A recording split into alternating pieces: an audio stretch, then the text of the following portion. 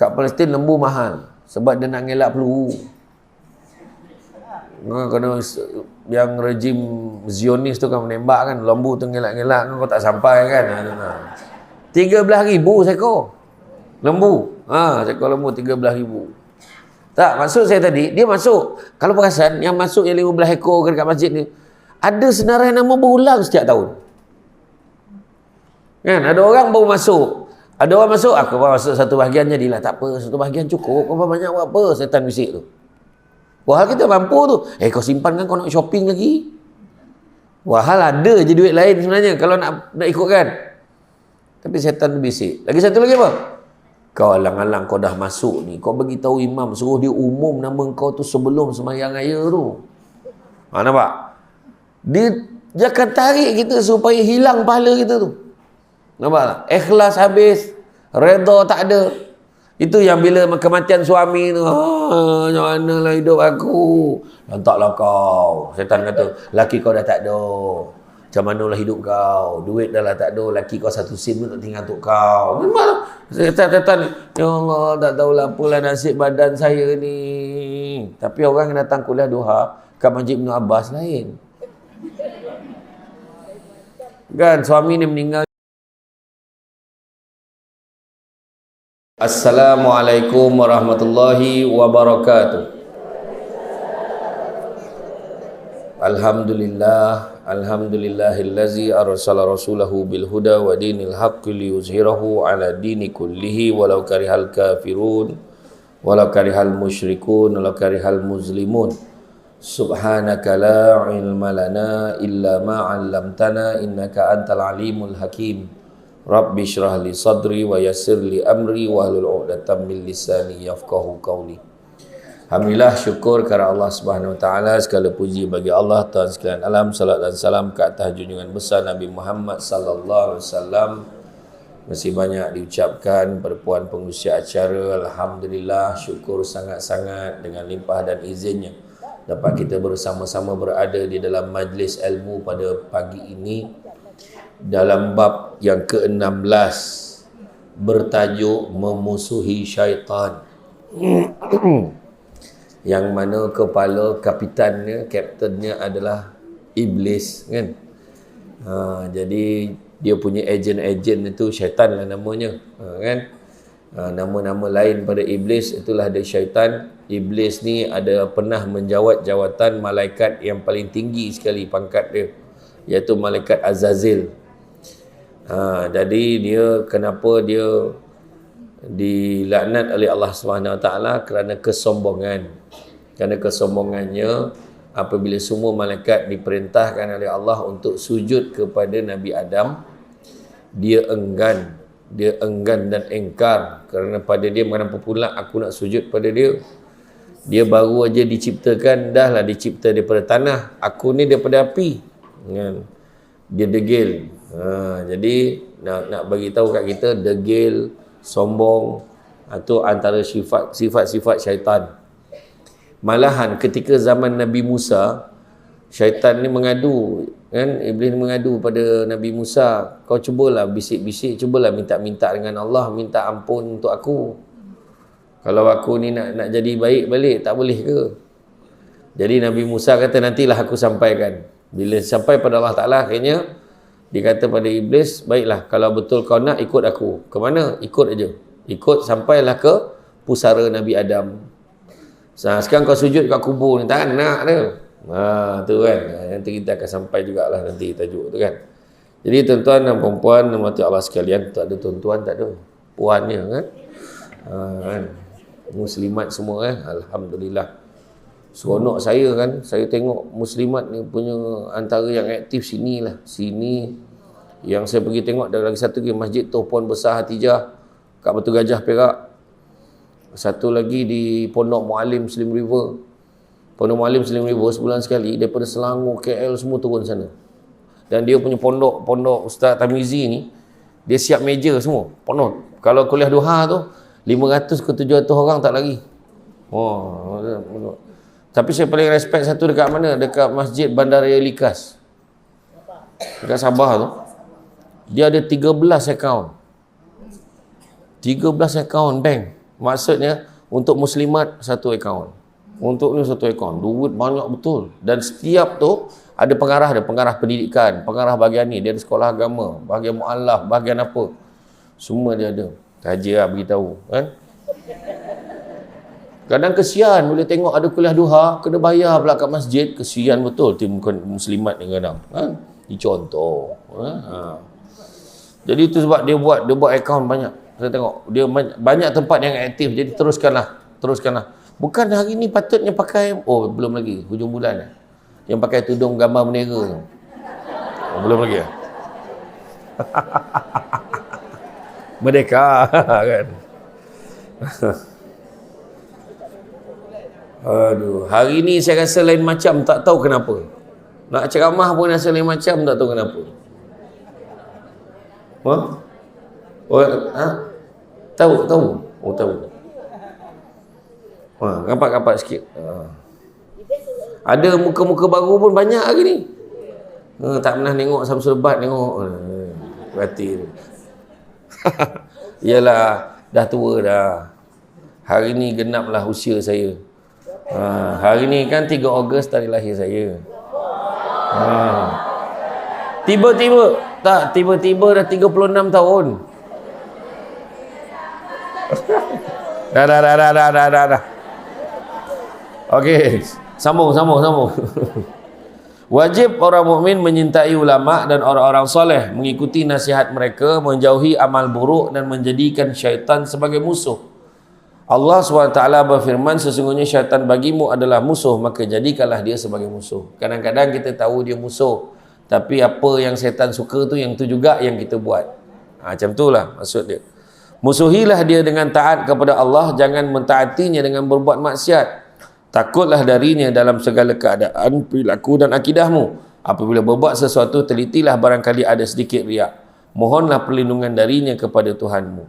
Jadi itu sebab kita tengok syaitan ni dia punya hasutan yang paling hebat sekali. Paling hebat sekali. Itu sebab kita tengok kan macam mana kisah pemuda tu, dia suruh berzina, dia tak nak pemuda tu. Dia suruh bunuh, lagilah dia tak nak. Kalau macam tu tak apalah. Kalau tak nak tu kau minum arak.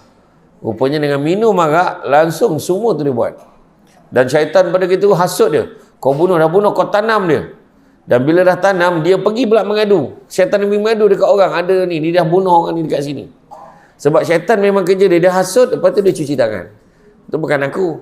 Dia akan sesatkan seramai mungkin. Itu adalah modus operandi syaitan ni rajim. Dia selagi mana dia tak sesatkan kita, dia tak puas hati. Bergaduh-gaduh. Selagi mana kita tak gaduh sama kita, dia tak puas hati. Kalau kita bergaduh adik-beradik, dia tepuk tangan. Kita bergaduh dengan jiran, dia suka hati. Macam tu. Kan tu sebabnya majlis-majlis nak rapatkan ukhuwah silaturahim ni kena terus sentiasa buat. Nak pula ni kan tengah musim-musim ni kena jaga betul-betul. Musim-musimnya kan dengan musim-musim ni. Janganlah. Kalau ya pun saya selalu pesan. Kadang-kadang orang ni beri ya politik-politik ni kadang sakit kepala tengok. Bukan apa. Orang kadang-kadang kita fikir yang pemimpin-pemimpin ni kadang kan, cuba beritahu kau nak buat apa. Jangan daripada kau mengutuk satu dengan yang lain. Pening kepala orang bawah ni. Kan? Syaitan suka benda tu. Jadi kita ni satu je. Kalau ia belah sokong sangat kat satu-satu tu, tak salah sampai pasang bendera depan rumah. Bukan apa. Jadi daripada tak tahu, oh rupanya dia ni orang ni. Tak payah. Undi tu rahsia. Orang ni kadang-kadang kau tunjuklah, kau bagilah dia cap, kau bagilah dia pin. Dia ambil. Tapi pangkah belum tentu. Cuba cerdik sikit. Macam tu kan. Senyap-senyap. Dah pangkah nanti diam-diam. Balik rumah diam-diam. Jangan politik. Dah menang kena terima, yang kalah pun kena terima. Ini dah balik kan dia sound lagi. Apa perasaan kau dah kalah ni? Tak sakit hati kawan tu. Jangan. Jangan. Saya tu sebesar sangat. Tak ada apa, kita ni hidup kita ni jalanilah hidup tu. Doa yang terbaik je lah untuk negara kita ni. Kerana pening kepala kan. Orang cakap macam ni, kejap macam tu, kejap macam ni kan. Dia ada 4 perkara yang bengkok kan dalam dunia ni kan. Pertama sungai, bengkok mana dia lurus. Kedua akar kayu, mana dia lurus akar kayu. Yang ketiga perempuan, mana dia lurus. Bengkok aja. Bengkok ada, letak macam ni, tak macam ni kan. Dan yang keempat, politik. Politik mana ada lurus, bengkok saja. Kan? Cakap macam ni, tiba-tiba besok dah cakap lain. Kan? Punya benci orang tu, tiba-tiba sahabat. Apa? Kan? Itulah politik kan. Jadi tak usahlah kita terbabit sangat. Kan? Jadi musuhilah dia dengan taat kepada Allah. Abdullah bin Mas'ud radhiyallahu anhu berkata, Rasulullah SAW menggariskan untuk kami satu garis seraya berkata, ini jalan Allah.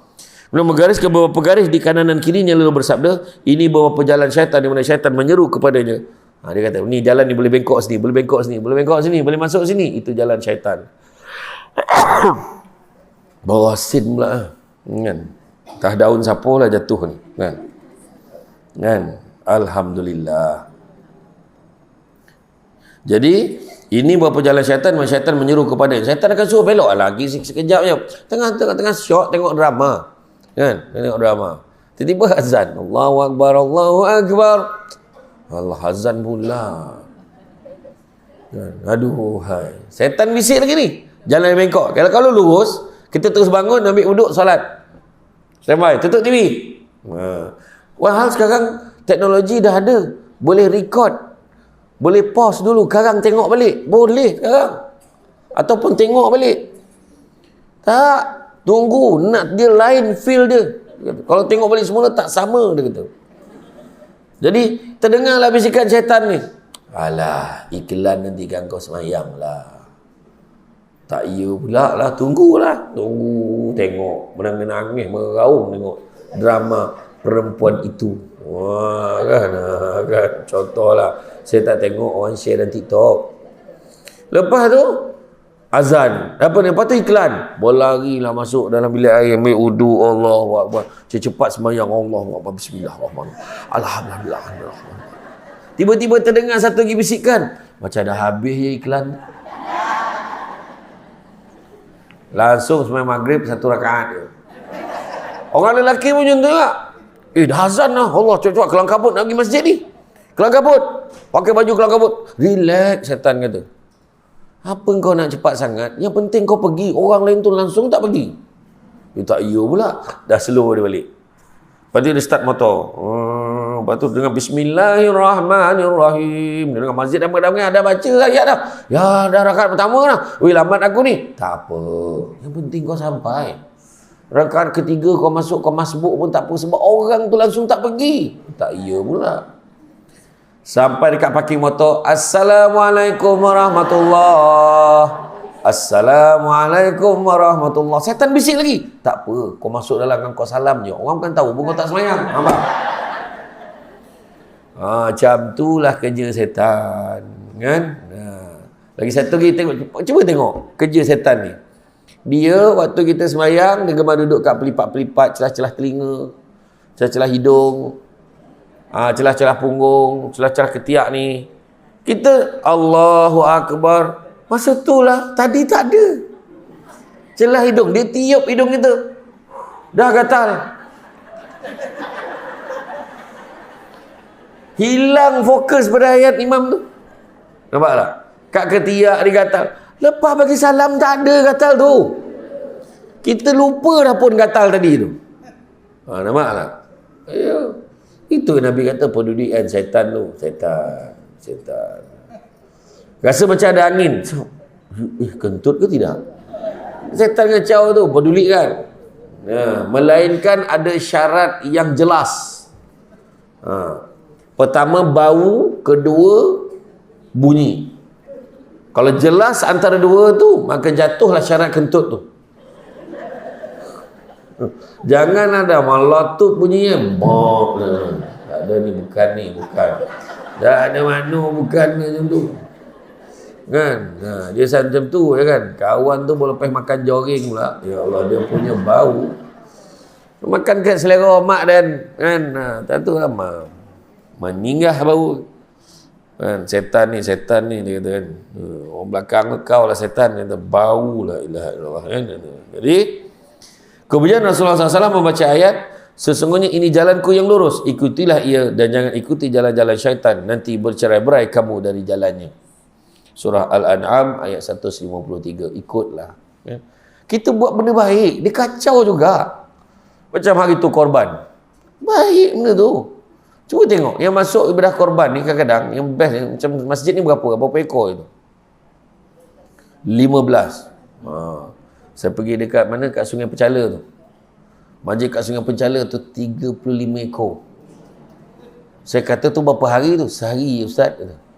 Kita harap sangat kalau boleh ada lagi ramai lagi yang masuk. Tiap-tiap tahun macam tu. Tiap-tiap tahun. Dahsyat. Tapi saya masuk ada seekor, salah seekor tu kan, salah seekor.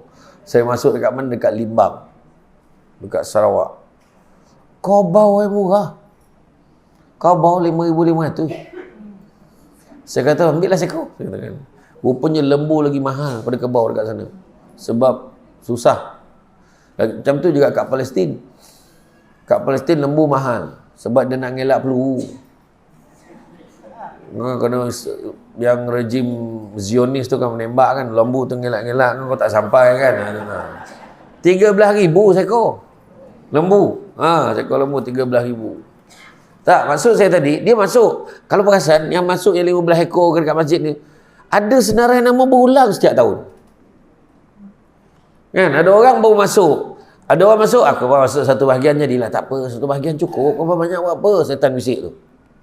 Wahal kita mampu tu. Kau simpan kan, kau nak shopping lagi. Wahal ada je duit lain sebenarnya kalau nak ikutkan. Tapi setan bisik. Lagi satu lagi apa?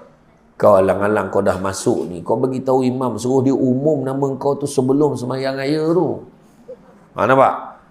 Dia akan tarik kita supaya hilang pahala kita tu. Nampak tak? Ikhlas habis, redha tak ada. Itu yang bila kematian suami tu, macam manalah hidup aku. Lantaklah kau. Setan kata, laki kau dah tak ada. Macam manalah hidup kau. Duit dah lah tak ada. Laki kau satu sen pun tak tinggal untuk kau. Memang setan, ya Allah, tak tahulah apalah nasib badan saya ni. Tapi orang yang datang kuliah duha kat Masjid Ibn Abbas lain. Kan suami ni meninggal contoh, ya Allah, nak buat macam mana? Allah sayangkan dia. Allahu Akbar. Mudah-mudahan Allah bagi ganti yang terbaik. Ganti. Contoh. Kan? Jadi, ialah yang hidup kena move on. Datang kuliah duha selalu ya. Macam itulah. Rasulullah SAW menerangkan kepada kami banyaknya jalan syaitan. Dirawikan dari Nabi SAW, beliau bersabda, syaitan telah mencekik seorang jariah terlintas dalam hati keluarganya untuk mengubatinya kepada seorang rahib. Mereka membawanya kepada rahib namun dia selalu menolak, tapi akhirnya menerima juga. Ketika jariah itu berada di rumah rahib untuk diubati, syaitan selalu menggodanya hingga dia menghamili jariah itu. Lalu syaitan berkata, celamu akan terbongkar bila keluarganya datang, maka bunuhlah dia dan katakan pada keluarganya, ia telah mati. Maka rahib itu membunuh dan menguburkannya. Kemudian syaitan pergi kepada keluarganya dan mengatakan bahawa jariah itu telah dibunuh dan dikuburkan oleh rahib. Keluarga itu segera menemui rahib dan hendak membunuhnya. Lalu syaitan berkata, aku yang mencekiknya dan aku pula yang menghasut keluarganya. Maka taatlah padaku, tentu aku selamatkan kau dari mereka. Punya nak tolong kan, kononnya lah nak tolong. Maka rahib bertanya, dengan apa? Syaitan berkata, sujudlah kepadaku 2 kali. Rahib itu melakukan itu. Lalu syaitan berkata, sungguhnya aku tidak mahu bertanggungjawab ke atasmu.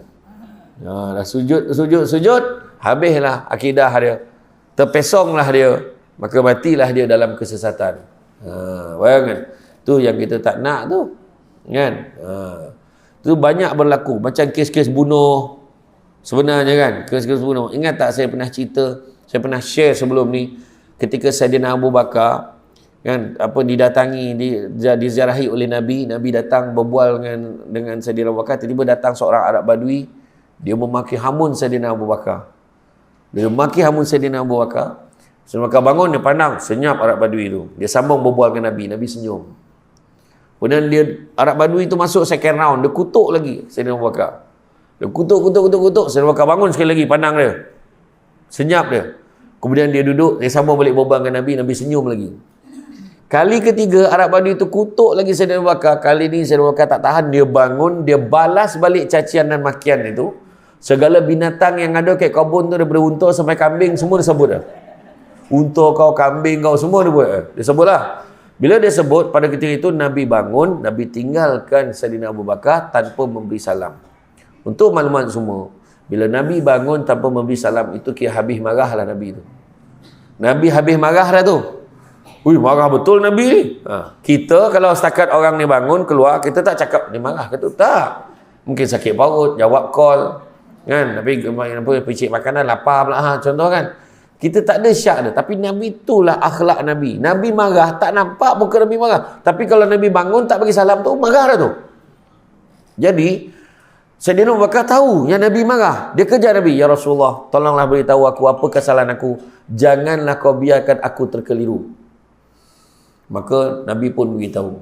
Waktu kau bersabar, waktu dicaci kali pertama, kau duduk dan kau terus berbual dengan aku, kau bersabar. Aku tersenyum kerana aku melihat seramai-ramainya malaikat berada di keliling kamu dan mendoakan keselamatan dan kesejahteraan kamu. Bila orang kutuk kita geram ni. Kita sabar. Masa tu malaikat penuh keliling itu semua doakan. Ya Allah, sejahterakanlah dia. Kali kedua, Sayyidina Abu Bakar bangun. Tapi dia duduk terus berbual dengan Nabi. Nabi senyum lagi. Kenapa? Nampak bertambah-tambah lagi malaikat datang. Semua mendoakan kesejahteraan dan keselamatan dia. Tetapi waktu dia membalas balik cacian dan makian tu, pada ketika itulah, malaikat ni tadi melaknatnya, marahnya, mencela dia. Dia tinggalkan Sayyidina Abu Bakar. Dan tempat tu diganti dengan syaitan dan iblis. Syaitan iblis buat apa? Lagi, kutuk lagi. Kau sebut ni pula. Ni, bapak dia kau tak sebut lagi. Kau sebut mak dia. Kau kutuk. Kau cakap ni. Dia ni bukan keturunan baik-baik. Dia bagi ayat. Dia cakap. Itu sebab kalau kita perasan, masa itulah Nabi bila nampak, Nabi tinggalkan Sayyidina Abu Bakar. Kenapa memberi salam? Sebab itu kalau kita perasan, kita marah orang, marah. Lepas tu malam, waktu semayang kita terfikir, kenapalah aku marah macam tu sangat tadi? Sebab syaitan tu dia hasut kita. Itu macam kes-kes jenayah dalam negara kita. Macam hari tu kan. Siapa kata? Tak logik. Budak tu boleh. Dia yang dengan perempuan tu, yang dia belah perut. Dia dah tikam, dia belah perutnya, dia keluarkan janin yang berusia 4 bulan. Kemudian dibakarnya. Esok pagi datang bawa lagi petrol sebab nak bakar lagi. Kan? Macam mana boleh kira? Dan budak tu sekolah agama. Budak tu bekas pelajar sekolah agama. Kenapa jadi macam tu? Sebab syaitan. Tu yang tadi rahib tadi, yang semulia-mulia ni, yang alim tadi pun, dia boleh bunuh orang perempuan tu tadi. Sedangkan perempuan tu nak berubat dengan dia. Tapi nak tutup malu dia di dunia ni, syaitan hasut dia. Tu sebab manusia dalam dunia ni kadang-kadang dia sanggup bayar, sanggup buat apa saja supaya tak nampak jenayah yang dia buat. Sanggup buat. Kan? Sebab syaitan aja. Nampak tak?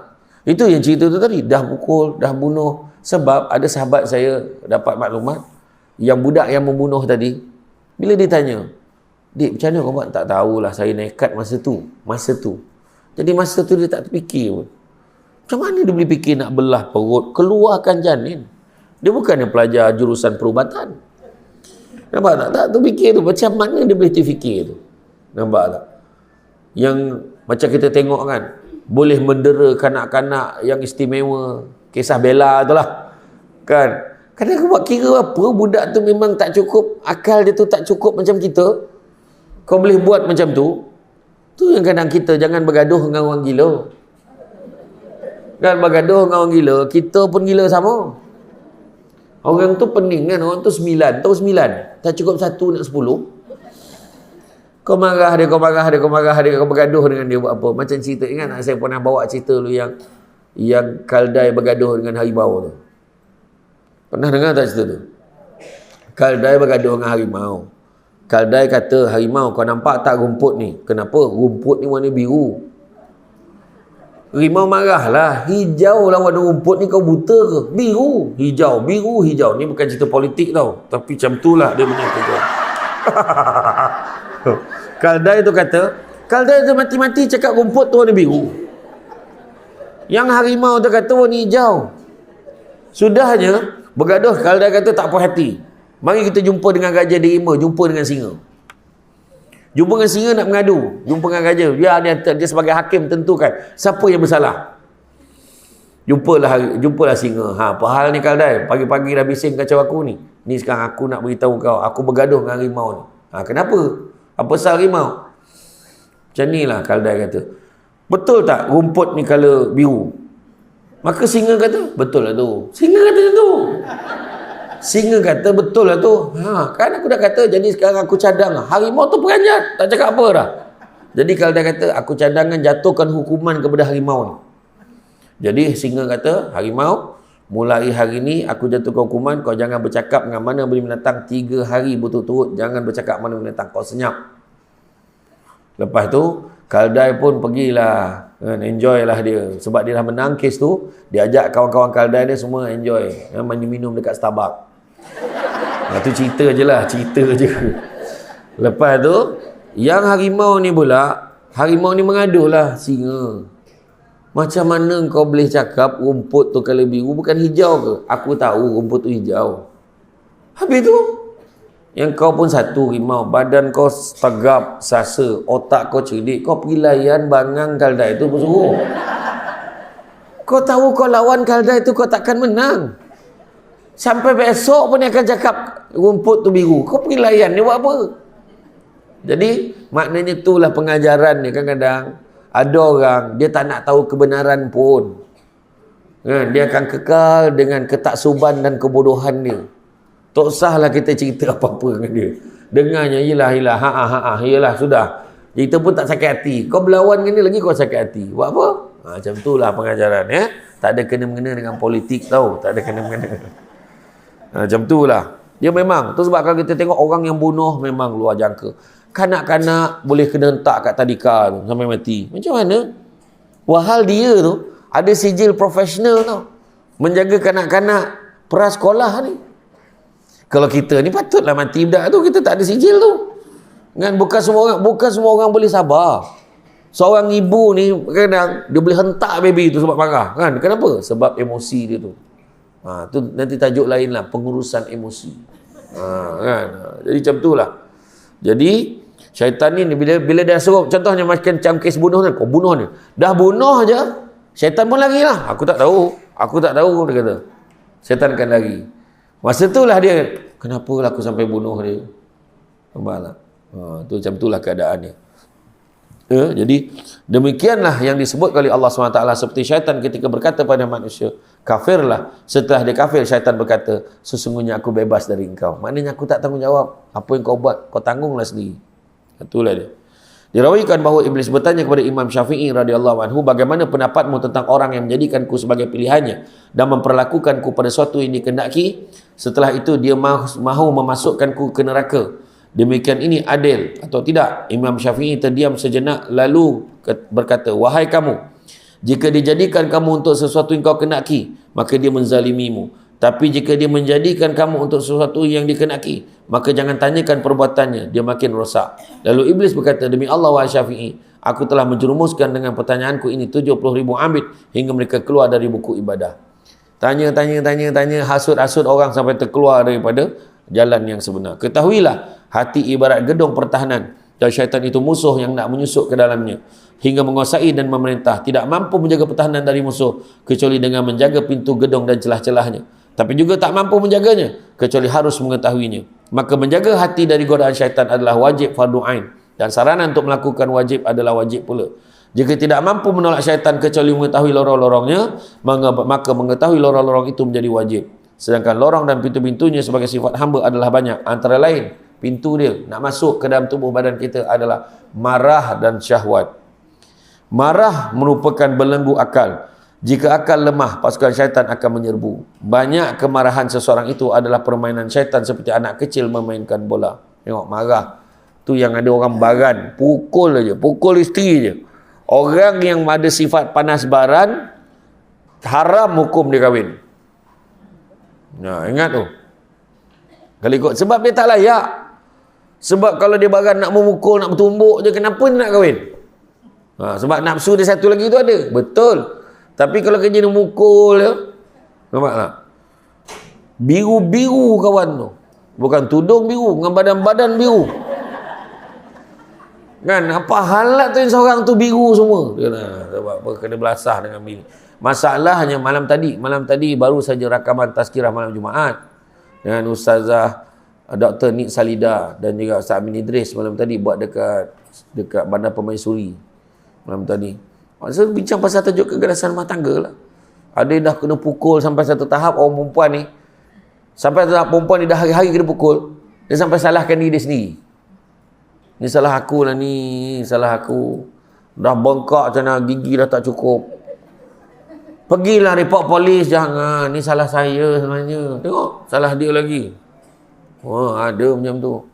Itu sebabnya kalau waktu nikah tu kan, waktu majlis, waktu akad nikah, lepas akad nikah tu tak ramai pasangan yang buat tu penyerahan tu. Maksud saya pesan suruh buat. Suruh buat maknanya dah habis dah akad nikah tu, suami isteri tu menghadap mak ayah perempuan. Jadi ayah ni salam pengantin ni. Ayah dengan ini serahkan anak ayah ni pada kamu. Kamu janganlah, kalau kamu marah pun janganlah kamu pukul dia. Ayah minta sangat. Ayah dulu jentik, dia pun tak pernah wahal, sebat selalu. Masa kecil-kecil dulu kan. Tapi ayat macam tu lah, ayah sebat jentik dia pun tak pernah. Tolonglah jaga. Dan satu lagi, kalau tiba-tiba timbul rasa rindu dia nak jumpa dengan ibu dia, dengan ayah ni, janganlah kau halang dia, janganlah kau larang dia. Ayah pun rindukan anak ayah ni. Maksud tu dia nangis lah perempuan. Dia nanti perempuan. Sebab bila kita cakap bagi amanah macam tu, dia lebih meresap, dia akan ingat benda tu sepanjang perkahwinan dia. Tu kena buat tu. Dia fikir geram. Habis akad nikah, berlari pergi landasan kereta api. Bergambar, tarik gaun macam tu. Dia pening bala tengok. Lepas tu pergi kat masjid besi Putrajaya. Bersandar kat dinding tu macam ni, angkat gaun kan. Orang tengah ambil wuduk tu dah 8 kali masuk muka kan. Aduh. Itu dia kejarnya dulu kan. Tu. Buat storybook. Macam-macam. Gambar tak berapa keping, bayar sampai beribu. Pening bala. Ambil gambar pakai handphone, pergi cuci kat kedai. Dapat 100 beribu keping. Tak payah beria sangat. Dia pandai angle dia. Kau ambil 10 angle. Kau pilih mana kau nak. Pening kepala. Bukan marah, geram. Lain yang dikejarnya. Iya. Kan? Jadi makna kata, jika akal lemah, pasukan syaitan akan menyebut banyak kemanfaatan itu akan permainan syaitan. Seperti anak kecil main bola. Kau marah. Main sepak sana, sepak sini.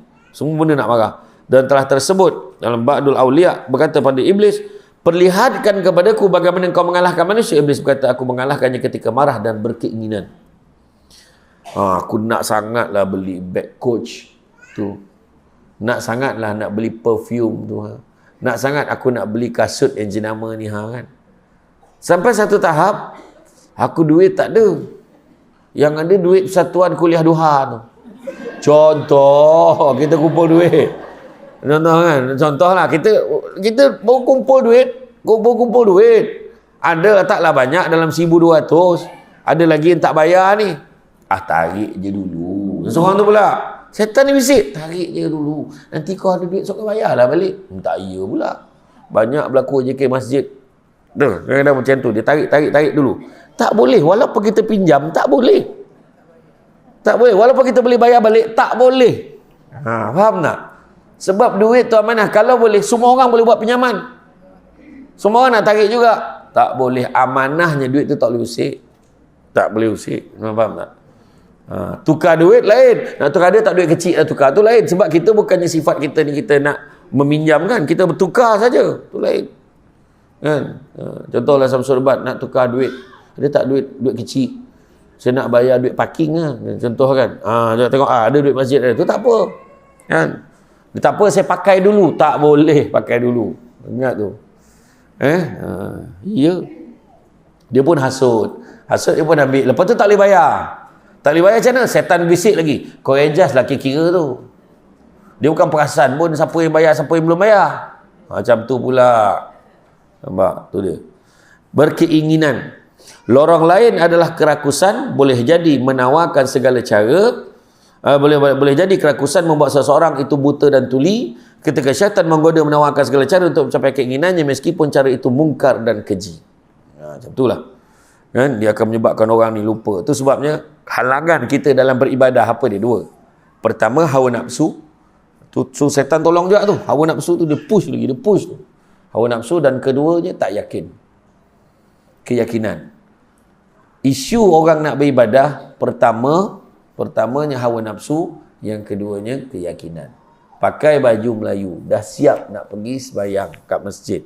Abang pergi mana? Pergi masjid lah. Abang kan dah janji malam ni kita nak makan sama-sama berdua. Abang sampai hati abang kan lupa kan? Nampak? Godaan tu, hawa nafsu. Ayolah, besok lagi masjid. Dia tak pergi masjid. Godaan ni bukan hanya mesti isteri, suami, anak-anak pun. Ayah kata malam ni nak pergi pasar malam. Ayolah. Besok lagi masjid. Jom kita pergi pasar malam. Tengok ayah semayang je kat rumah. Semayang kau tak jadi pergi masjid. Hawa nafsu. Nampak? Halangan dia. Jadi, nak melawan tu cara dia jihad. Perjuangan dia. Lawan benda tu. Abang kata nak makan sama. Iya, jangan risau. Abang pergi masjid sekejap je. Balik kita makanlah sama. Boleh pun. Nampak tak? Dia kena kuat. Jangan kalah macam tu Abang kata nak pergi pasar malam. Kau jangan risau. Pasar malam tu takkan tutup selagi ayah kau tak sampai. Nampak? Dia cakap dengan anak dia. Senyap anak dia. Iya ke? Iya, ayah semayang sekejap. Nanti balik kita pergi. Settle. Satu lagi tak yakin. Kenapa tak yakin? Ilmu tak ada. Orang yang tak ada ilmu, kita ceritalah macam mana pun. Ya ke? Macam mana pula kau tahu macam tu? Contoh. Datang semayang. Contoh, kita datang hari ni semayang kan. Datang tadi ada orang dia semayang duha dekat situ. Lepas tu dia terus duduk kat situ. Dan dia tak bangun. Dia duduk, dia buka kitab Muka Syafatul Qulub tu, duduk kat situ. Dekat tempat dia semayang tadi, dia terus duduk situ dengan kuliah ni. Dia dapat pahala seolah-olah dia masih lagi semayang. Nampak tu? Nampak tu? Lepas tu kita cerita dekat orang yang tak pernah pergi kuliah ilmu. Kita cerita dengan dia. Ya ke? Tak ada lah. Menanya kau. Siapa cakap? Samsul Rebat cakap. Kau percaya sangat cakap dia. Nampak? Orang yang tadi dia takkan yakin. Nampak tak macam tu? Macam kita lah. Okay, semayang berjemaah. Berapa kali ganda daripada semayang seorang? Tengok, semua jawab sama. Tak ada fikir dalam 20 lebih tu lah. Tadi kat dalam 20 ke 30, dan dekat-dekat 30 tapi bukan. Semuanya 27. Tahu. Tetapi keyakinan tu lain dengan tahu. Tapi at least tahu. Cuma tak buat. Sebab pahala tak nampak. Tapi orang yang dah rasa kelazatan dia semayang jemaah di masjid, dia susah nak tinggal. Itu sebabnya Allahyarham Haji Azmil Mustafa Ali Setan. Ketika hayat dia berjaya buat 3 ke 4 kali dia berjaya buat sembahyang jemaah 40 waktu berturut-turut tanpa putus. Cuba buat. Kalau nak dapat kelazatan sembahyang jemaah, cuba kejar. Cuba buat 40 waktu berturut-turut. Berjemaah, tak tinggal satu pun. Kat rumah pun, main sembahyang jemaah. Sebab dia tak nak putus sembahyang jemaah tu. Dia pernah ceramah dekat Terengganu. JK Masjid tu letak penceramah pada malam ini Ali Setan buat itu. Lepas tu dia cakap ramailah yang datang. Lepas tu JK Masjid minta maaf dengan dia, minta maaf lah Haji, saya letak macam tu biar ramai datang kan tu, sebab ramai kenal yang itu. Jadi kata Azmil Mustafa apa, nak buat macam mana, panggil penceramah orang tak datang, panggil setan ramai datang tu. Dia kata macam tu. Dia berseloroh macam tu. Ingat lagi. Itu ayat dia. Itu sebab kata kan. Kadang itu sebab yakin. Dua ni. Yakin ni datang majlis ilmu. Makin banyak. Macam tu rupanya. Sedekah ni macam ni. Malahan. Macam saya kata tadi kan. Kan orang yang masuk korban tu. Orang yang sama. Berulang-ulang masuk korban. Ni masuk lagi. Tahun depan masuk lagi. Tahun lepas ekor. Tahun ni masuk 2 ekor. Dia masukkan keluarga dia. Masukkan lagi. Kadang-kadang dia masuk je letak syaratnya nama yang hidup, tapi dalam hati dia niat juga untuk arwah. Contohnya kan. Dia letak je beberapa bahagian. Kadang-kadang ada satu tu, tak apalah, bagi-bagilah kat orang. Saya tak ada ni. Kata. Dia masuk 2 ekor, dia datang pun tak sebab dia kena pergi Singapura. Contohnya. Tapi dia masuk 2 ekor. Sebab apa dia buat tu? Sebab dia dah rasa dah kesan sedekah tu. Mengalir pahala. Bagi dia sponsor, lagi dia bagi duit, lagi dia bagi ni. Makin banyak Allah bagi dekat dia. Betul. Kan? Nampak tabung jangan senyum lagi. Tabung tu tak nak senyum, tabung tu nak duit. Masukkan duit. Tak mampu masuk RM1, masuk RM10. Kan? Masuk korban, tak mampu satu bahagian, ambil seekor. Macam tu lah. Iya, saya kata itu tak mampu ambil seekor, tak apalah, ambil lah satu bahagian. Tak mampu, tak apalah. Pergilah dekat masjid tu, tolong-tolonglah lapar-lapar. Tak mampu juga, tolonglah timbangkan daging tu. Tak mampu juga, ambil bekas tu pergi hantar dekat rumah-rumah. Tak mampu juga, kau beratur ambil bahagian kau, berambus balik, payah sangat. Susah sangat nak suruh buat baik lah, kata kan. Iya tu, kita kata tu. Nampak tak? Tu sebab apa? Hanya orang yang yakin, dia dah rasa. Macam tu lah. Macam orang pergi haji kan. Ya Allah, tak ada orang pergi haji, pergi umrah ni, balik, tak nak pergi dah. Cukuplah sekali, azab, ya Allah azab. Tak ada. Orang sakit lutut pun kalau boleh nak pergi lagi. Berseret-berseret lah. Dia siap dah duit dalam poket dia, tukang tolak tu. Door to door. Yang tukang tolak tu macam Formula 1. Dekat depan hotel tu dah ready dah. Dia nak pergi dah. Okay, niat bu. Yang budak Indon tu. Niat bu. Bismillahirrahmanirrahim. Sampai. Settle. Betul kan? Tapi ada yang bagus. Dia siap ajar baca. Subhanallah. Siap ajar. Mana? Ya, itu sebabnya. Sebab kata kan, makna kata orang nak pergi juga lagi. Jadi insya-Allah saya pergi insya-Allah bulan 10 pergi lagi. Itu siapa nak pergi dengan saya bulan 10. Saya pergi dengan ikhlas umrah. Saya setiap kali pergi dengan cakap berbeza-beza. Dah penat sangat travel umrah ni berebut kan saya. Bagi-bagilah, lepas ni dia pula macam tu. Tapi saya customkan package saya. Dia setuju baru saya pergi dengan dia. Turun dekat Jeddah, kita masuk Taif dulu. Kita rehat, ziarah. Kita duduk kat hotel yang selesa. Dan saya tentukan hotel mana. Lepas tu ziarah, lepas tu kita duduk dekat satu villa tu. Dah habis ziarah dekat Taif, satu villa yang cantik tu kita makan kibah golek. Lepas tu kita ambil gambar sampai lebam. Sebab villa tu cantik. Kenapa saya pilih villa tu? Sebab villa tu toilet dia banyak, selesa untuk kita tukar ihram, pakai kain bersih apa semua. Dekat sana tukar senang. Nak buang air senang. Lepas tu baru pergi Qaunul Manazil, kita mikot. Jadi 2 jam je jaga ihram. Lepas tu pergi sana. Harga dia 8,000 lebih. Ni anak syarikat Air Asia. Jadi kapal terbang banyak yang risau. Dalam store tu ada 10 biji kapal terbang. Kapal terbang tak ada yang risau, ada. Kemudian daripada Mekah ke Madinah naik bullet train, tak perlu tambah duit. Kemudian malam last ada satu lawatan Bahara Desert. Maknanya orang tak pernah pergi lagi tempat tu, cantik pada pasir tu. Kemudian malam last makan kapsashi, nasi unta, pakai pakaian ala Arab sambil kita bincang-bincang kan, buat-buat. Lepas tu besok tu bawa balik air zam-zam. Lepas tu satu je saya pesan, sebab banyak-banyak travel saya tak kisah Air Asia ni. Korang ni masalah ni satu je, airport kau KLIA 2. Kenapa pula Ustaz? Menapak daripada turun kapal terbang tu nak pergi tempat cop pasport jauh. Oh ya ke Ustaz? Apa kau tak tahu airport kau? Jadi saya kata, satu syarat kalau kau nak aku sign, aku nak bagi dan juga wheelchair untuk semua jemaah aku. Tu saja. Setuju tak setuju? Baru dia setuju. Dia dah setuju pun saya sign. Tuan kan? Jadi biarlah 2 trip, 3 trip pun bagi tu. Orang tak larat jalan. Setiap level tu saya nak. Dia kata, jauh. Saya yang muda pun tak larat. Jadi saya pesan, lepas tu satu lagi, saya tak nak jadi mutawif. Saya jadi jemaah. Sarapan sama, makan tengah hari sama, ziarah sesama, buat umrah sesama, bilik asing. Kau jangan lebih kan, nak bilik sama pula, pahal pula kan, macam tu. Tu lah cerita dia. Bulan 10, ni bukan promote tau, lebih kurang. Bulan 10 berapa bulan lah. Bulan 10 tak siap saya 18. Bulan 9 Jakarta, Bandung. Nak pergi Samsul Bat, tu pun kosong, 30 orang aja. Yang umrah tadi 80 orang 40 ke 80. Saya tak nak ramai, takut nanti saya tak boleh nak layan jemaah. Bulan 9 pergi ke Bandung, 30 orang, RM2,200. Siap semua, hotel, tiket kereta api semua siap dengan, sebab Bandung Jakarta ke Bandung naik kereta api Indonesia, Bu.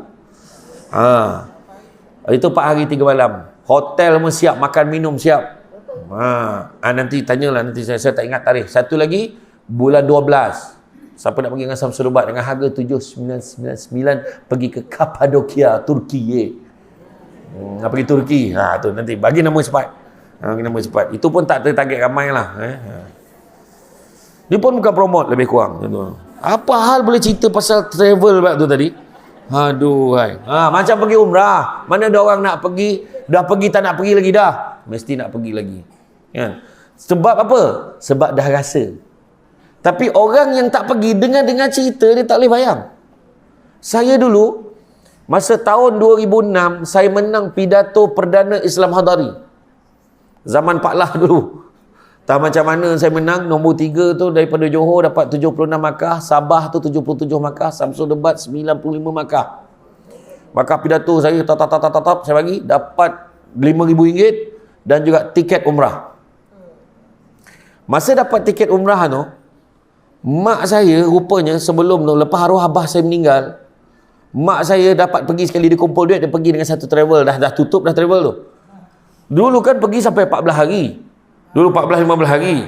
Lepas tu, travel tu kata ada masalah visa, tinggal 13 hari. Lepas tu 13-12. Lalas mak saya pergi 11 hari 9 malam. Orang dia punya travel kan, 11 hari 9 malam. Mak saya macam frust lah. Tapi mak saya tak cakap sebab nak kumpul duit susah.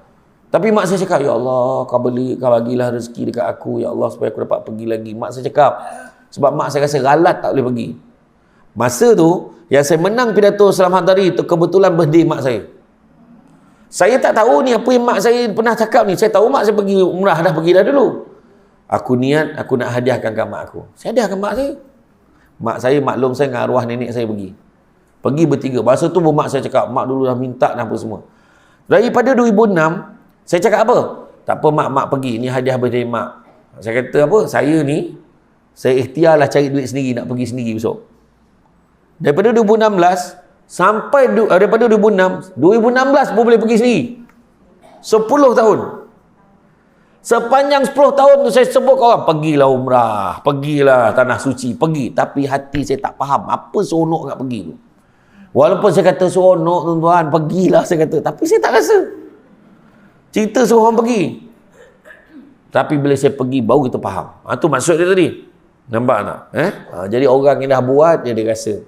Itu sebab orang datang majlis ilmu. Oh macam tu. Oh macam ni. Ya Allah. Oh neraka macam tu. Ya Allah tak naklah aku. Tak naklah mengumpat. Bila kita duduk dalam majlis ilmu dengan ustazah tu cakap, tahu tak? Sesungguhnya orang yang mengumpat itu. Dia kata kan? Kita pun, tak nak. Kita cakap dalam hati kita. Kita cakap orang. Dalam hati terdetik. Yalah aku tak naklah macam tu. Ya Allah banyak dah aku mengumpat orang ni. Tak nak. Dalam hati je. Baik sekejap. Keluar dari masjid buat perangai dia balik. Kan? Tapi lepas tu datang balik masjid, elok balik. Keluar buat balik. Itu sebab kena lazimkan. Lama kelamaan keyakinan tu akan datang. Ya? Jadi demikian pula. Sampai mana pula tadi aku tadi? Dirawikan bahawa Nuh alaihissalam menaiki kapalnya berserta dengan semua jenis binatang dan manusia yang berpasang-pasangan sebagaimana perintah Allah. Tiba-tiba dia melihat seorang tua tidak dikenalinya berada di dalam perahunya itu. Nuh bertanya, mengapa engkau masuk? Dia berkata, aku masuk hendak menggoda hati teman-temanmu hingga hati mereka bersamaku meskipun badan mereka bersamamu. Nuh berkata, keluarlah wahai musuh Allah, sesungguhnya engkau dilaknati.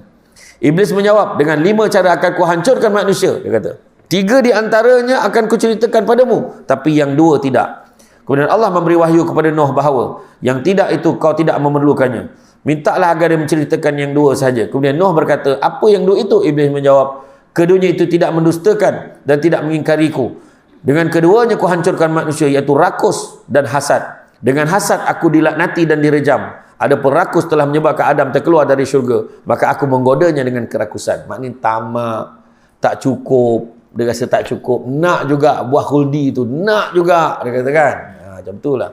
Itu sebab kalau kita tengok memang, ingat tak peristiwa Ma'al Hijrah kan, Nabi, macam mana puak kafir Quraisy tu boleh buat keputusan nak bunuh Nabi? Kan kafir Quraisy, kota-kota kabilah tu bermesyuarat ni, bincang ni, apa kita nak buat dengan Muhammad ni? Muhammad ni dah makin dahsyat dia punya dakwah ni, makin ramai orang memeluk Islam ni, bahaya pada agama kita ni. Berunding dengan Muhammad, bagi duit tak nak, bagi perempuan tak nak. Apa kita uning kan dia? Kita gili-gili. Tahun ni kau sembah Tuhan kami, tahun depan lepas tu kami sembah Tuhan kamu. Tahun depan kita tukar balik. Buning dengan Nabi macam tu. Nabi kata, no way. Tak boleh. Kau teruskanlah. Nabi kekal dengan prinsipnya. Tak nak, tak boleh. Kan? Jadi, biasa bincang-bincang tu, Iblis menyamar menjadi salah seorang daripada ketua kabilah. Dengan pakaian yang cantik. Dengan hebat, baunya wangi. Dia kata, tak usah tangkap-tangkap Muhammad ni. Susah. Kau tangkap pun lagi besar pengaruh dia. Orang lagi kesian dengan dia. Orang lagi sokong dia. Habis macam mana? Bunuh saja Muhammad tu. Tu Iblis kata. Jadi semua setuju. Itu yang keluar tu reward tu. Siapa yang bunuh Muhammad akan diberikan ganjaran 100 ekor unta. Tu termasuk Surakah yang bergaya tu. Tetapi kuda tu bila nampak dekat dengan Nabi tersungkur tu. Nampak tak? Kuasa Allah. Kan? Jadi nak cerita selanjutnya, Syamah Mal Hijrah tahun depan. Jangan lupa booking tarikh. Sekarang ni setakat ni yang kosong bulan 2 tahun depan. Kan? Jadi aku masuk nombor temamu. Nombor kata keluar masuk Allah, sungguhnya kau dilaknati. Iblis jawab dengan 5. Okey, ni dah sudah tadi. Kemudian lorong lain lagi adalah kenyang makan meskipun halal. Sebab kenyang akan menguatkan syahwat sebagai pedang syaitan. Nampak? Suruh makan sampai kenyang. Itu sebab Nabi ajar kita makan sebelum lapar, berhenti sebelum kenyang. Betul? Betul kan? Makan sebelum lapar, berhenti sebelum kenyang. Kita pula selagi belum kenyang jangan berhenti. Itu kita. Perjuangan belum selesai. Dia kata kan, makan. Nak pula sekarang dalam media sosial kan, yang paling tinggi sampai FYP biasanya pasal makanan. Saya tengok iklan adik saya buat sambal Samsul Debat. Ya Allah, bila tunjuk yang makan tu, bila ada orang makan krok-krok, itu memang tinggi dia punya view. Kalau tengok yang cerita dalam yang Indon yang makan, yang masak-masak tepi sungai tu, saya tengok apa dah tu, beria mak saya tengok, apa sedapnya, macam mana sedap tu kan, dia punya tu makan, lepas tu langsung kita pun pergilah ayam Pak Gembus dekat depan tu kan, makan. Ya Allah, berdarah telinga dia pedih macam tu lah. Hati-hati ya. Kita bila tengok dalam media sosial, nampak konten pasal makanan, jom ramai-ramai pastikan halal dia dulu. Tu kena hati-hati. Kadang-kadang ada satu syarikat ni, ada satu company ni, dia buat makanan daripada berasaskan daging bakar ni semualah, steak ni semualah. Tingkat atas halal, tingkat bawah non halal. Jadi kita pun naiklah atas yang halal. Walau dapur kongsi. Macam ada tu. Tu sebabnya kalau segi pensijilan halal takkan dapat sebenarnya. Tu ada sekali tu saya pergi makan dekat satu kedai, memang sedap lah, daging bakar dia dekat Mid Valley dululah. Dekat Mid Valley ada satu tu, tapi saya tanya, ni halal ke tak? Keluar tukang masak tu, dia tak display dia punya logo halal tu, tapi bila kita tanya baru dia buat keluar, dia tunjukkan. Dia tunjukkan, oh ada punya je halal. Lain kali display lah biar orang tahu. Makan dekat restoran Chinese Muslim kan banyak sekarang ni. Chinese Muslim kan. Zaharah Tan kan, Zalina Yo. Macam tu lah kan. Janji dia bunyi kan. Kita pun pergilah. Pergi. Jadi mak saya dengan makcik saya tu pergi ke dapur tengok tukang masak tu. Betul, tukang masak ada Melayu, Islam, betul. Ada. Lain kali kau display, dia pun display senarai nama tukang masak, tukang bancuh semua ada. Ada satu kat Kuala Pilah, viral. Banyak tempat lah, bukan Kuala Pilah, ada banyak tempat. Toke dia Cina, yang jaga cashier. Yang lain semua Melayu. Tukang masaknya, tukang apanya, apa semua Melayu. Macam mana tu? Boleh tak? Boleh. Tapi kalau ada pilihan, pilihlah yang halal. Yang tak masuk yang Melayu Islam. Sebab dia bayar zakat. Itu beza. Contohlah kan. Tapi sadap boleh, tak makan boleh, tak ada masalah, tak ada jadi haram kita makan. Sebab orang Melayu masak, dia pun beli barang, dia pun masak semua kan. Tak ada masalah. Kan? Kemudian telah dirawikan bahawa Yahya AS nampak Iblis membawa penjerat, lalu Yahya bertanya, ya Iblis, penjerat apa itu? Iblis berkata, inilah syahwat ku pakai menjerat manusia. Nabi Yahya bertanya, adakah aku akan dijerat? Iblis jawab, jika kamu kenyang, ku beratkan kau dari solat dan zikir. Nampak? Jerat ni tadi akan beratkan orang tu daripada solat dan zikir. Nabi Yahya bertanya lagi, adakah selain dari itu? Iblis jawab, tidak. Lalu Nabi Yahya berkata, kerana Allah semata, perutku takkan ku penuhi makanan selamanya. Iblis juga berkata, demi Allah, aku akan menggoda manusia di sepanjang hayatnya pasal makan. Ni grup ni, ada yang datang naik kereta sesama. Dia dah bincang dah. Lepaskan kita nak lepak minum kat mana. Wih. Dia dah ada dah pot dia. Kan? Ada kat tu restoran tu asam pedas memang power gila. Baru buka. Ada kata kan. Ada kedai kakak aku ni semua. Tak adalah salah dia pergi makan. Tapi jangan sampai kita berat nak solat dengan ini. Beringat tu makan. Kena makan sampai tak sedar ni. Tak sedar. Tak sadar. Sedap gila. Dia kata kan. Itu sebabnya kadang-kadang. Kenapa kita? Niat tu penting. Peristiwa hijrah mengajar kita tentang niat. Aku makan ni.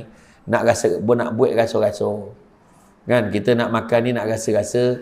Nak rasa nikmat. Nikmat Allah, rezeki Allah bagi. Tak masalah. Makanlah. Perbetulkan niat kita. Aku nak makan ni. Aku kalau boleh target 3 pinggan ni asam pedas. Segala binatang aku nak makan. Binatang asam pedas. Ikan siakap, ikan jenahak, ikan merah. Semua dia ordernya. Ikan pari. Nampak tu? Nampak? Macam saya pergi Lipis lah. Saya memang tak boleh kawal lah kalau pergi Lipis tu. Pergi Lipis. Pergi patin steam azmi tu. Baung, patin, kerai. Kerai tu dia goreng dengan garing. Mengeletek nyawa dia sadap. Macam tu lah. Tapi makan jangan sampai kita tak boleh buat apa dah. Jangan. Kan? Nikmati rasa tu tak ada masalah. Biasanya hilang selera makan lepas tu. Waktu bayar. Memang. Sebab mahal betul. Tengok orang tu. Pergi Langkawi. Nak ikan pertunjukan. Ambil kau. Beribu ikan siakap tu. Baru tahu. Kan? Buat macam mana? Nak makan punya pasal. Nak buat macam mana? Ikan tu menjadi mahal kan? Sebab lepas tu orang semua tanya. Ni siakap biasa ke siakap pertunjukan? Orang tanya dah kan? Nak makan. Boleh makan. Tapi jangan sampai kita lupa diri kita. Sampai beratkan diri kita. Nak kuruskan badan, kenapa? Tu niat juga. Aku nak kuruskan badan sebab supaya ringan beribadah. Aku ringankan badan ni sebab aku nak kuruskan badan ni sebab aku nak lawa. Tak payah. Kalau muka dah makan takat tu je lah muka kau. Tak payah nak lawa-lawa sangat. Lawa tu minta maaf, bukan saya cakap apa. Lawa tu subjektif. Apa nak? Kat orang ni lawa, kat kita tak lawa pun. Beg tu cantik sangat kat seorang. Suka sangat kau beg ni. Aku suka buat collection. Kan? Tapi kat orang ni, apalah kau pakai lagi kopai tu. Kopai sebut dah. Tu tak kopai ni. Orang ni 9 faham lah tu. Kopai tu beg biasa je. Kan? Ingat tak beg jahit panggil yang gambar kunci tu? Yang terkeluar pembaris jahit tu. Ingat tak? Ingat tak kita? Ingat tak? Ingat yang warna merah, warna biru. Itulah saya ni itulah tua sangat dah rasanya. Kan saya ingat lagi beg tu. Yalah. Pada dia lawa sangat dah. Jadi trend pula sekarang ni. Contoh kan. Dulu beg tu dia bila dia ambil balik kan. Dulu seluar kan bawah besar. Lepas tu kecil pula. Lepas tu tahun 90-an dia naik balik. Siap berlipat bawah, siap dengan besi belakang, buckle, ada buckle belakang tu. Nampak? Lepas tu sekarang ni dah mula mengecil balik. Dulu ada lipat tengah, ada cikang. Sekarang dah tak ada cikang pula, plain je. Dia jadi belik. Dia kejap ada, kejap tak ada. Ingat tak zaman dulu tudung macam mana? Belang-belang, ikat kat tengkuk. Kan? Lepas tu ada tudung yang berkilat tu. Lepas tu ada macam sanggul pengakap tu. Itulah apa nama tu yang tarik ke atas tu. Bersusun atas lagi tu. Ya, dulu, orang dulu pakai. Orang Brunei rajin pakai tu. Nak zaman berubah. Kan? Itulah dia. Cerita dia macam-macam lah kan, orang jadikan trend kan. Jadi ada pelorong iblis yang lain ialah suka berhias. Baru cerita. Suka berhias pada pakaian dan rumah oleh perempuan. Kan? Syaitan selalu menghasut orang untuk hingga dia kerugian umurnya dan takkan sedar sampai mati bahawa dia di jalan syaitan mengikuti hawa nafsu berakibat buruk. Wa nauzubillah. Beli baju. Tempah. Yang terbaru ada Cigaro CGO Cotton. Samsul debat tak lama lagi akan keluar dekat Plaza Masalam. Cantik. Satu family boleh pakai. Betul, dia ada saiz daripada besar sampai kecil. Kan? Tapi masalahnya baju ni bila kita beli dalam malam ni dah penuh dah. Beli lagi. Sumatkan lagi. Bagi kat orang tak. Mati kita. Baju-baju tu akan bersuara. Dia beli aku, ya Allah, tapi dia tak pakai, ya Allah. Kenapa tak bagi ke orang? Dia kedekut, ya Allah. Dia tahu dalam hati kita. Pakaian tu tahu, hati kita tak bagi orang, kenapa? Jadi insyaAllah, sikit hari lagi saya akan buat pre-love sale dengan harga serendah RM5 untuk baju-baju lama Samsul Debat. Saya tengok dulu, saya simpan sebab saya yakin saya mampu kembali kepada L tu. Tapi saya rasa saya tak mampu. Kan? Makin lebar pula rasanya.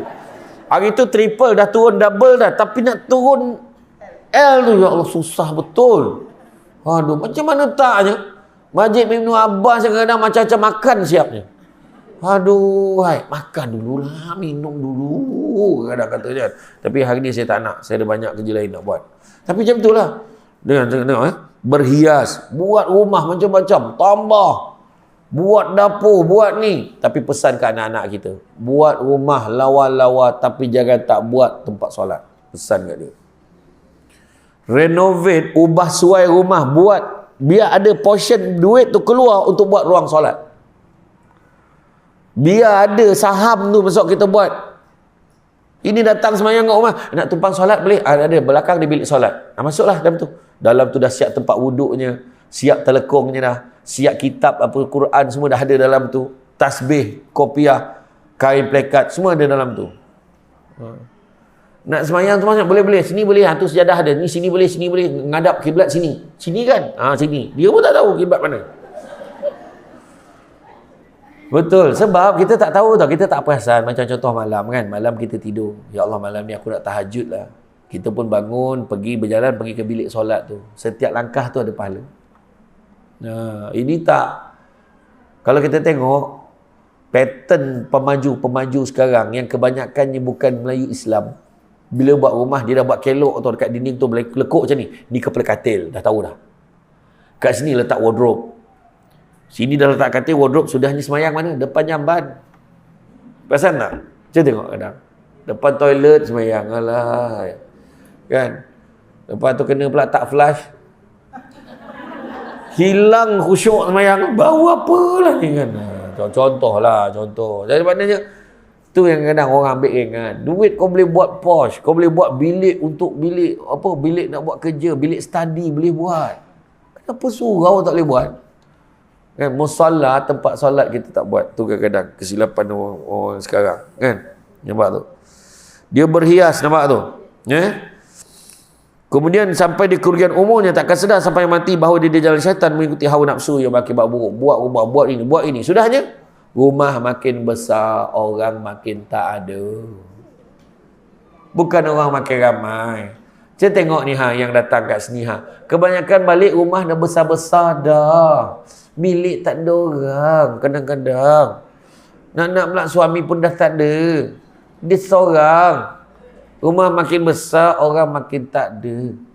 Melancong satu dunia, jiran sebelah rumah pun tak kenal. Pangkat makin tinggi, kearifan makin tak ada. Pangkat tinggi, arifnya tak ada. Semua tak pandai, tak tahu macam mana menjadi menteri. Contoh. Ni saya cerita Zimbabwe ni, bukan Malaysia. Pakai jam tangan mahal tapi tak pernah tepat waktu. Manusia makin ramai, kemanusiaan semakin kurang. Air minuman semakin banyak jenis, air bersih makin tak ada.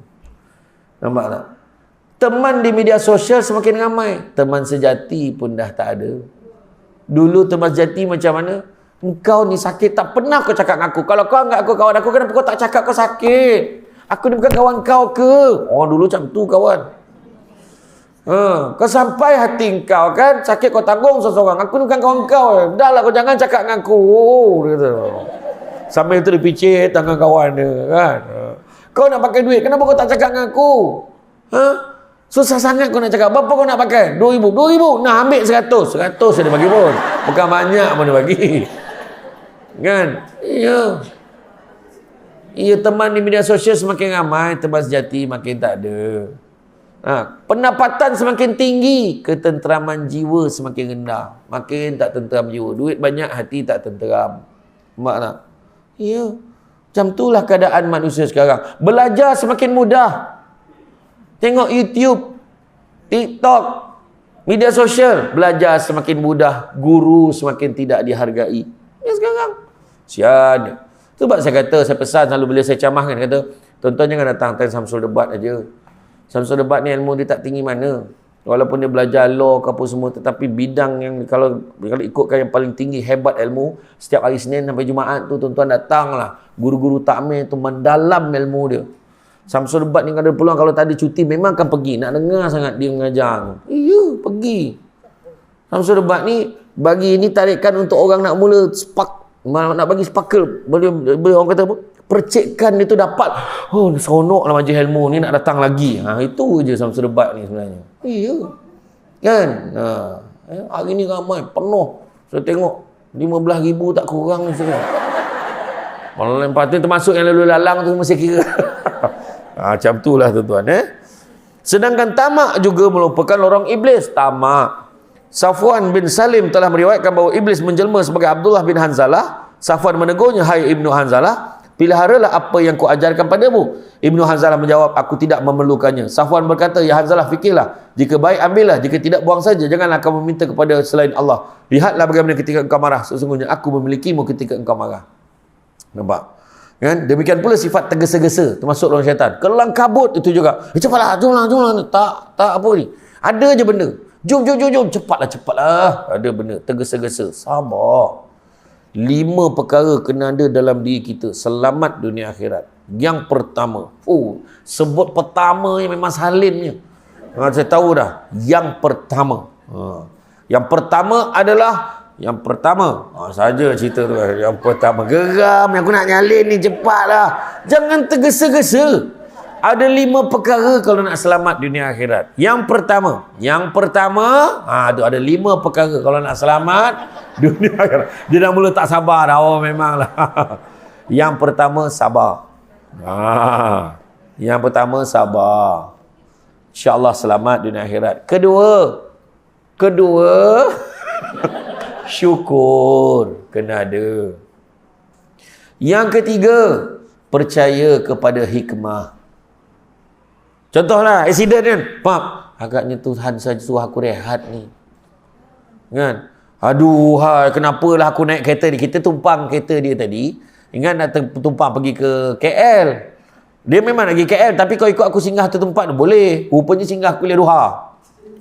Aduh, kuliah duha lah pula. Sekali tengok lah Samsul Debat rupanya. Dia tak tahu pun hari ni Samsul Debat. Dia main ikut aja, tak sangka. Kan? Contoh, ada hikmah. Tanam tabu di tepi rumah, cabut ubi sampai ke akar. Kalau hidup percaya pada hikmah, selaut garam terasa tawar. Itu dia. Yang keempat, redha. Apa jadi kat dia? Redha. Anak kau dah meninggal ni, sakit apa ni. Saya redha. Allah sayangkan dia. Macam mana? Saya pernah cerita kan, kawan baik saya meninggal dunia sebab kes bunuh. Saya cerita terus terang. Kawan baik daripada kecil, pada sekolah rendah, darjah 1 sama sampai darjah 6. Masuk sekolah menengah, kawan rapat. Kalau malam nak keluar, saya cakap, Mak, keluar dengan Aidil, Mak. Itu kawan baik saya. Mak dia pun macam tu. Mak, keluar dengan Acoy, Mak. Saya dengan glamour saya Acoy. Sebab masa kecil dulu, muka saya macam Chinese dulu, Acoy. Dah besar macam Shahrukh Khan sikit. Jadi tu tak. Yang memang saya rapat dengan dia. Lepas tu waktu dia masa diploma, saya masuk diploma Poliamin di Melaka, UiTM di London Lalu Gajah Melaka. Dia di Perlis. Kemudian masa degree kita orang jumpa balik dekat Shah Alam. Dia ambil engineering, saya ambil law. Masa tu lah terkejut dia mati kes bunuh. Saya cerita lah. Yang pentingnya dia ni 2 beradik je. Bayangkan. Dia 2 beradik dan adiknya perempuan. Dia lelaki. Dia kena bunuh. Bayangkan anak tunggal lelaki, harapan keluarga. Cuba fikir. Kan, saya memang tak boleh, orang kata lama jugalah, saya kemurungan jugalah sepikir kawan saya kan. Lepas tu memang rapat betul. Pernah 2 minggu sebelum dia meninggal tu, saya duduk dekat Seremban, dekat, kalau perasan dah sampai masuk Bandar Seremban, nampak apa Tepak Siri Himsal. Saya duduk kat situ dengan dia sambil makan aiskrim Cornetto. Dia kata dia, Dia lah, aku rasa kita ni rapat sangat, jangan besok kita bersanding sama tak? Kata tu. Dia kata, aku tak nampak lah aku bersanding ni kat tu. Lepas tu dia meninggal. Ringkas cerita, waktu ke bumi memang penuh orang datang nak tunjuk baik arwah ni. Dia memang tak tengok solat apa semua. Nak maklumkan semua, kes bunuh ni salah pukul. Orang ni salah orang pukul sahabat saya sampai mati. Bayangkan. Tapi bawa ke kubur, ayah ni pun dah arwah dah, baru dalam beberapa tahun. Macam masa tu macam nak pitam dah, sebab apa kan, nak mengecam dengan mayat anak apa semua. Masa dekat kubur, mak saya cakap kat mak dia. Dia kata apa? Dah kau sabar banyak-banyak, kau sabar banyak-banyak. Dia cakap dengan mak arwah ni. Apa mak dia cakap? Yang paling mengejutkan, ni kat kubur ni. Makna baru semalam ni kena bunuh ni, hari ni ke bumi ni. Apa ayat mak dia? Ida, memang nama dia lah. Dia kata, Ida maafkan orang yang buat anak Ida ni. Tu cakap tu. Dia bayangkan betapa kuat redha ni. Nak cerita dia terima. Tu saya kata, kalau nak tengok, ada lagi saya simpan kat Tanah Bar. Ada saya simpan. Itu yang keempat. Nanti kemudian nak cerita. Yang kelima adalah ikhlas. Ikhlas. 4 redha. Ayo, sah betul lah. Panjang cerita tertinggal redha. Yang keempat redha. Jadi makna kata sabar, syukur, hikmah, redha, ikhlas. Ikhlas ni selamat kenapa? Sebab dia tak kisah. Dia kerja macam kita kerja. Orang tu dulu kan tolong kenduri. Dia tak mengharapkan balasan. Wa imma terima kasih pun dia tak harap. Saya ajar tu ikhlas tu. Ikhlas betul kau buat kerja ni semua. Ikhlas dia pasang. Kan ada orang kampung dulu masak nasi minyak. Mana ada upah lebih apa? Dia masak nasi minyak. Sedap dia seorang dia buat sedap. Kat kampung tu. Nasi minyak bagilah dia. Baru jadi. Kita kan kalau masak memang minyak saja. Kan? Kalau buat masak lauk pengantin, seorang ni je yang pandai. Betul tak kan? Jadi, lepas tu orang cakap, terima kasih lah hari tu tolong masak. Tak ada apalah kau ni terima kasih pula. Dia marah pula orang tu terima kasih kat dia. Tak ada apa pun. Sebab tu ikhlas. Tu saya kata dulu, saya pergi borot dekat apa? Borot dekat Bukit Belacan di Ampang dulu. Kan? Masa tu apa? Saya kena mild stroke. Kena muka je. Orang panggil sekarang ni band palsy. Masa tu istilah tu tak ada lagi. Kemudian baru datang istilah tu. Jadi, bila urut, dia urut saya, bila nak bayar kan? Bayar, tak apa. Jangan bayar kat saya. Habis macam mana? Masuk dalam bilik tu. Dekat bilik tu, dalam bilik tu ada tirai tu. Dekat situ ada satu tabung kat dinding tu. Masuklah berapa nak masuk. Jadi dia tak tengok kita bagi berapa. Jadi lepas minggu dalam hari Sabtu dia nak keluar ke pekan, baru dia buka tabung tu. Dia pun tak tahu siapa bagi berapa. Maaf, senang hati dia macam tu. Ya. Tu sebab dulu orang marah saya naik Azia. Saya salah satu kenapa saya suka Azia tu. Kan? Saya suka Azia tu sebab pertama, hati saya elok sikit lah. Betul. Sampai satu tahap dia 390,000 km. Lepas tu kawan-kawannya semua balon. Ustaz-ustaz yang lain ni, yang rapat-rapat dengan semua balon. Kau ni kufur nikmat. Dah ada kereta yang besar tak nak pakai, kau pakai lah. Saya pun bawa lah. Tapi kereta Azia tu bawa lagi lah. Ada bawa jugalah. Itu kan. Ya, nak kena betulkan hati kita. Kena pakai baju je boleh rasa. Mahal baju aku ni. Habis dah kita. Kan? Tengah semayang jenazah ni. Semayang jenazah kan. Allahu Akbar.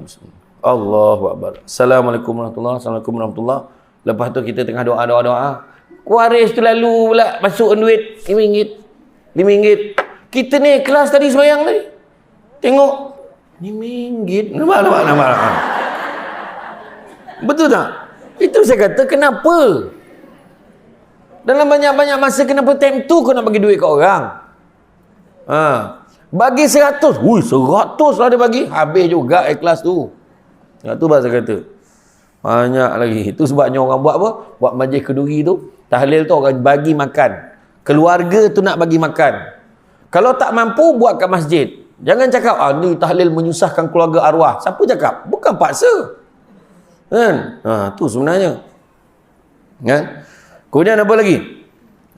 Kemudian demikian pula sifat tergesa-gesa masuk orang syaitan. Tergesa-gesa itu dari syaitan dan berhati-hati itu dari Allah. Ketika tergesa-gesa, syaitan meniupkan kejahatannya kepada seseorang sekiranya dia tidak tahu. Dirawikan bahawa ketika Isa bin Maryam lahir, syaitan datang kepada iblis lalu berkata, arca-arca telah terjungkir kepalanya datang kedua belahan bumi dan tidak mendapatkan sesuatu, namun kemudian dia mendapati Isa telah lahir dan sedang dikerumuni oleh malaikat.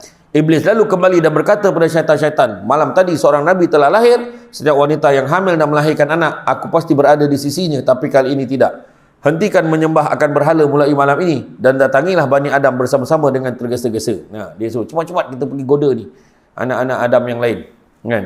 Dirham, dinar, ternakan, kebun dan segala rupa harta adalah lorong-lorong syaitan pula. Nampak? Harta pun lorong syaitan.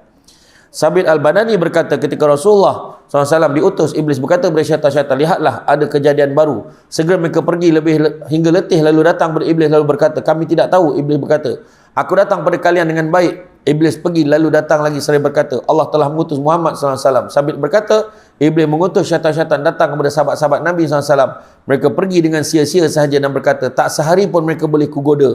Mereka pergi untuk solat lalu terhapus lagi. Iblis berkata pada mereka, barangkali Allah membukakan dunia untuk mereka, maka sebahagian mereka kami perlukan. Kemudian bakhil. Tengok, Nabi, sahabat, dia nak goda, tak dapat. Terhapus dia. Dia orang yang musnah. Bila nak goda, dia orang yang kena balik. Kan? Kemudian bakhil dan takut fakir juga lorong iblis. Takut, miskin aku bagi ni tinggal berapa duit aku. Habislah aku ni kan. Itu pun lorong iblis juga. Tidak mahu sedekah dan infak, justru mengundang akan seksa yang pedih. Keburukan bakhil adalah rakus mengumpulkan harta sebagai umpan syaitan-syaitan. Kadang kita heran tengok orang ngumpul duit sampai gila betul, tak balik-balik rumah. Kan? Buka office, duduk kat pejabat sampai tengah-tengah malam, wahal dalam bank dah ada beratus-ratus juta dah ada lagi. Kan? Macam mana sampai macam tu? Abdul Rahman bin Auf pun kaya. Manusia paling kaya dalam dunia. Abdul Rahman bin Auf. Bayangkan dinilai, ditaksirkan harta Abdul Rahman bin Auf. Lebih kurang 750 bilion jumlah emas yang ada pada dia setelah dia mati. Maknanya dia lebih kaya daripada Bill Gates dan Jeff Bezos. Bayangkan. Memang sangat kaya. Dan dia bagi setiap kali perang tak pernah tak sumbang. Kemudian begitu juga isteri-isteri Nabi, dia siapkan 2 bodyguard pengawal untuk ikut pergi ke pasar, pergi mana-mana urusan.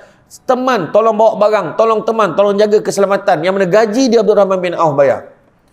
Kemudian mangsa-mangsa keluarga-keluarga yang terbabit dengan perang Badar, bagi duit 400,000 duit kita sekarang, 400,000 setiap satu keluarga yang terbabit dengan perang Badar. Bayangkan. Nak cerita kan, ada masa lagi solat, ada masa lagi beribadah, tapi orang kita ni kadang-kadang dia sibuk punya dahsyat, tak ada masa. Nak makan pun tak sempat. Bayangkan. Betul lah. Balik rumah pun tak ada. Ada seorang tu businessman, dia ada 2 isteri. Dia ada 2 isteri.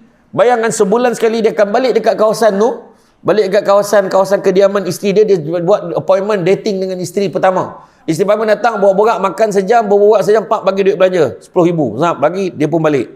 Kemudian bini nombor 2 pula datang. Pak, lepas tu bagi 10,000, pak, dia pun hilang lagi sebulan. Punya sibuknya macam tu sekali. Bayangkan, balik rumah pun tak sempat. Tengok, ada orang lebih macam tu sangat. Sebab kan, kita kan heran kadang-kadang tengok orang kaya ni kan, pelik-pelik. Jadi janganlah minta kaya sangat.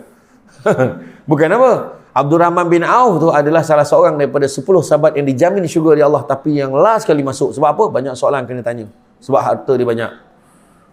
Jadi eloklah, lagi sikit harta, lagi cepat masuk syurga. Mudah-mudahan. Kan? Ini risau. Aduh, duit tinggal berapa je. Allah, beg duit aku tertinggal. Rezeki kawan-kawan belanja ni. Dan masalah tiap-tiap kali kuliah duha memang duit dia tertinggal saja. Itu masalah tu. Itu. Kan? Serta justru mengundang akan seksa yang pedih. Keburukan bakhil adalah rakus mengumpulkan harta sebagai umpan syaitan-syaitan. Demikian halnya sebagai lorong syaitan, iaitu fanatik kepada mazhab, syirik, bermusuhan dan memandang hina kepada pihak yang lain. Semua itulah yang merosakkan abid dan fasik. Hasan radhiyallahu anhu berkata, sampai kepadaku bahawa iblis berkata, telah kujerat umat Muhammad SAW derhaka, namun mereka pecahkan punggungku dengan istighfar. Lalu kujerat mereka dengan dosa tidak boleh diampunkan, iaitu syirik. Mereka tidak sedar bahawa hal itu akan menarik kepada maksiat. Jadi puan-puan sekalian, kalau kita tengok ni, maknanya istighfar ni salah satu daripada perkara yang kita boleh amalkan. Nabi kata, dengan istighfar, siapa yang selalu mengamalkan istighfar, pertama akan dijauhkan daripada bala dan musibah. Kedua, akan dilapangkan daripada segala kesempitan. Dan didatangkan rezeki daripada jalan yang tidak disangka-sangka. Termasuk juga dapat juga menghapuskan jerat-jerat syaitan ini. Istighfar. Astaghfirullah. Astaghfirullah. Kita nampak benda yang pelik. Astaghfirullahalazim. Kita katakan. Macam tu. Astaghfirullah. Sahabat tanya kaifa nastaghfir ya Rasulullah, Nabi ajar astaghfirullah. Astaghfirullah. Kalau rajin lagi astaghfirullahalazim. Rajin lagi astaghfirullahalazim allazi la ilaha illa wal hayyul qayyum wa atubu ilaih. Rajin lagi astaghfirullah innallaha kana tawwaba. Astaghfirullah innallaha kana tawwaba. Rajin lagi Allahumma anta rabbi la ilaha illa anta khalaqtani wa ana abduka wa ana ala ahdika wa wa'dika mastata'tu a'udzubika min syarri ma sana'tu wa laka bi ni'matika alayya wa abu bi dzambi faghfirli fa innahu la yaghfiru dzunuba illa ant. Itu penghulu istighfar. Astaga Nabi tak ajar. Astaga, dia tengok cerita Indonesia kan? Tak ada. Astagfirullah. Jadi saya ingat kita berhenti dulu kat sini. Tajuk ni panjang. InsyaAllah kita sambung bila lagi next bulan depan ada? Ada? Alhamdulillah bulan depan ada. Hari tu lama tak ada minta maaf banyak. Padat betul jadual Samsul Ubat. InsyaAllah tuan-tuan dan puan-puan sekalian, muslimat sekalian, InsyaAllah kita jumpa lagi. Kita akan sambung muka surat ni yang berhenti sampai menarik kepada maksiat ni. InsyaAllah. Jadi itu saja daripada saya.